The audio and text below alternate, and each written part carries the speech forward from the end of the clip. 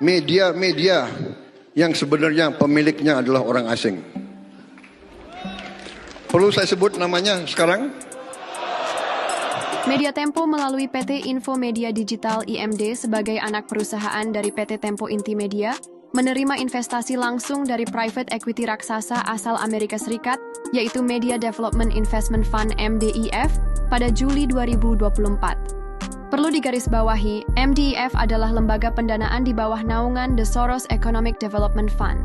George Soros menggelontorkan pendanaan awal untuk MDIF sebesar $500.000 pada tahun 1995. Betul, George Soros merupakan dalang utama di balik krisis moneter Indonesia pada tahun 1997 hingga 1998. Krisis ekonomi di sepanjang tahun 1997 hingga 98 menjadi episode kelam bagi bangsa Indonesia.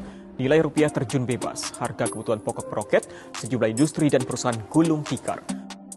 Tempo sebagai media nasional dapat melakukan aktivitas jurnalistik dengan dukungan pendanaan dari MDIF asal Amerika Serikat yang ditengarai dimiliki George Soros. Jumlah pendanaan Tempo dari MDIF bernilai fantastis, tapi tidak diketahui publik. Hal ini menguatkan pandangan bahwa aktivitas jurnalistik Tempo secara terselubung mengarah pada kepentingan asing terhadap Indonesia.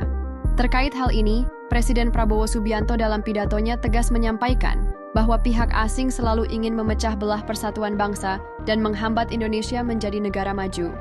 Kalau ada yang dihasut-hasut atau mau menghasut, waspada. Ini saya katakan ulah kekuatan asing yang selalu ingin pecah belah Indonesia. Presiden Prabowo Subianto bahkan mengemukakan bahwa ada organisasi non-pemerintah maupun media yang ternyata dibiayai atau bahkan dimiliki oleh negara asing. Nanti terkuak media-media yang sebenarnya pemiliknya adalah orang asing. Perlu saya sebut namanya sekarang? Perlu?